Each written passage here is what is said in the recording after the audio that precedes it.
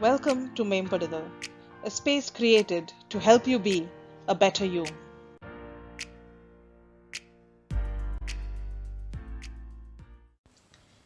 Hello and welcome to Mempadada. This video is about what I have called art of distillation or extraction of meaning from something that may otherwise have been negative. It can also be seen as reframing. I'm going to start with a story. It's from an ancient text in India. This is a story about a little boy called Dhruva. So there was a king named Uttanapada, and he had two wives, Suruchi and Suniti. Suruchi was very dear to him, and she had a son called Uttama. Suniti also had a son called Dhruva, and that's the main character of the story. Now, Suruchi, the more favored wife, did not like Dhruva because she did not want him to be the next king. He was older than her own son, so there was a good chance that he would become the king, and she didn't want that.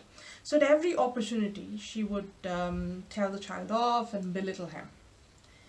One day, Dhruva was sitting on his dad's lap and playing. So Suruchi came along and she got really furious. She dragged the child and said to the boy that only the child born to her is allowed to play with the king. So she told Dhruva to go pray to Lord Vishnu and ask that he be born to her in his next birth, and then he will get to enjoy the time with his father. So Dhruva was quite upset. He was only 5 at that time, 5 years old. He was hurt and he went to his mother and described what happened. So Suniti, Dhruva's mother, was a very wise woman. She did not advise him to take it easy and just move on as if nothing happened. Neither did she want him to be held back by what his stepmother had said. She told Dhruva that what Suruchi said is harsh, unkind, but there is some good in it. One part of what she said is right and worth exploring. So she said to him, "You must pray to Lord Vishnu and get his blessings." The second part was to be born to her, and that is not important. If you get Lord Vishnu's blessings, he is the father of the whole universe. After all, then you get to play with the father of the universe. Forget the small world that we live in.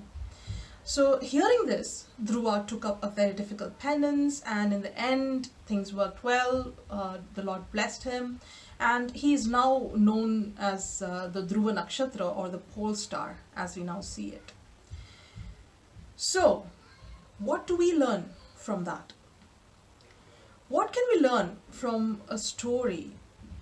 So, did you notice how Dhruva's mother looked deeper into the unkind words that Suruchi had told her son? She did not react just she did not give out a knee-jerk reaction. She encouraged him to look for something good out of those harsh words too. Our perception, or the lens that we use to view things, will make a huge difference and has a huge bearing on the attitude that we will develop. Dhruva had options. He could have cried. He could have just cried about what Suruchi had said and let it happen over and over and just suffer all his life. Or he could have stopped.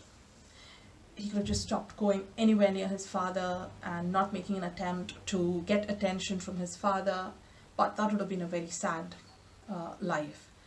None of these would have given him the opportunity to elevate himself, which, as we said, he did. Instead, he listened to the wise words from his mom.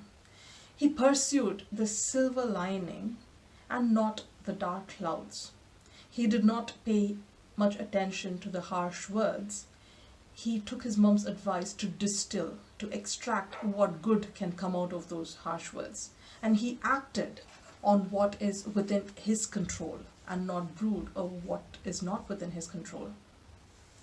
Now imagine if you could cultivate the ability to not take things at face value and look deeper into them.